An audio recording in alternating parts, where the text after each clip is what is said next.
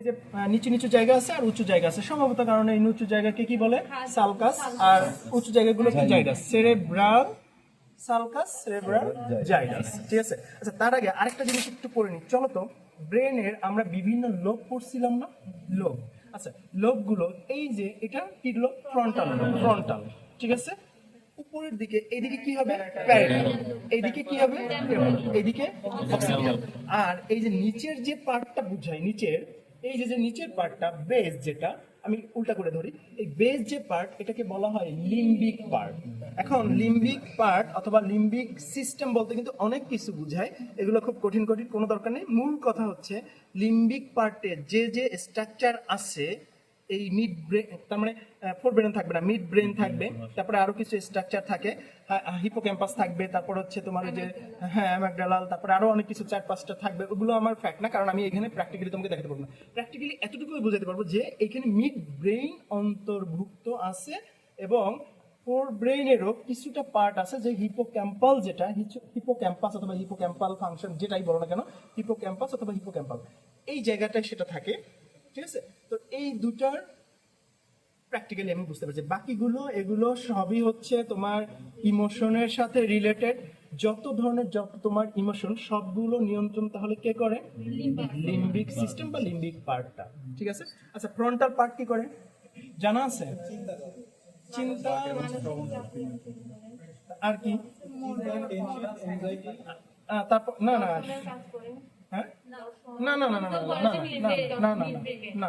আচ্ছা এইটা জানো কিনা যে ফ্রন্টাল, ঠিক আছে, ফ্রন্টাল লোব কি করে, তারপর হচ্ছে টেম্পোরাল, প্যারাইটাল কি করে, টেম্পোরাল কি করে, আর অক্সিপিটাল কি করে? না, হ্যাঁ ঘ্রাণ নেওয়া আছে, কোনটা? প্যারাইটাল না। আচ্ছা ফ্রন্টাল, ফ্রন্টাল হচ্ছে তোমার বিশেষ করে মুভমেন্ট নিয়ন্ত্রণ করে। তারপর এই যে কি বলে থেকে এই যে একটা সেপটা দেখতে পাচ্ছি, দেখছো? এটা হচ্ছে একটা, আমি সবাইকে একটু দেখাই, পিছনে দেখো, এই একটা সেপটা, এই একটা সেপটা দেখছো? সেপটা এটা আসলে কার সেপটা জানো?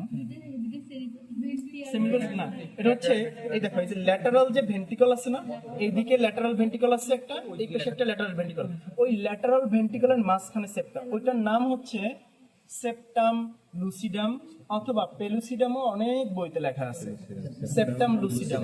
ঠিক আছে, সেপ্টাম লুসিডাম। তাহলে সেপ্টাম লুসিডাম কোনটা? আচ্ছা বলি, এই যে ভেন্ট্রিকল কোথায় ভালো আছে দেখো তো, এই যে একটা ল্যাটারাল ভেন্ট্রিকল, এদিকে একটা ল্যাটারাল ভেন্ট্রিকল, তাহলে এদিকে আরেকটা হেমিস্ফিয়ার থাকবে না? দুই হেমিস্ফিয়ারের মাঝখানে, দুই হেমিস্ফিয়ারের মাঝখানে কি থাকে? একটা সেপ্টাম থাকে, ওই সেপ্টামটাকে বলা হয় সেপ্টাম লুসিডাম। তাহলে সেইটাই আমি এই যে গ্রসলি উপর থেকে আমি দেখতে পাচ্ছি, এই যে মাঝখানে যেটা, আচ্ছা দেখো এইদিকে মাঝখানে, আচ্ছা একটু আগে এইভাবে দেখাইনি, যে দেখতে পারো দেখো, পরে আবার আমি, আচ্ছা যে দেখতে পারো আর কি, দেখো এইখানে একটা এই যে রাউন্ডেড একটা স্ট্রাকচার আছে দুইটা না, আর এদিকেও দুইটা আছে, আবার এর সামনে দেখো এই যে একটা ছোট্ট একটা স্ট্রাকচার আছে, দেখছো? এইগুলোকে বলা হয় কলিকুলাস। এটা যেহেতু সামনের দিকে রস্টাল কলিকুলাস, যদি হিউম্যান হতো সুপেরিয়র কলিকুলাস, ইনফেরিয়র কলিকুলাস। রস্টাল কলিকুলাস যেহেতু অ্যানিমাল এইভাবে থাকে, রস্টাল কলিকুলাস, কডাল কলিকুলাস। আচ্ছা রস্টাল কলিকুলাসের সামনে এই যে স্ট্রাকচারটা, এটা হচ্ছে পিনিয়াল গ্ল্যান্ড।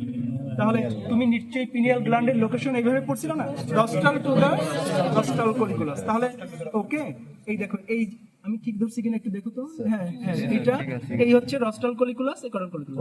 আচ্ছা দেখাচ্ছি সবাইকে দেখাচ্ছি, দাঁড়াও।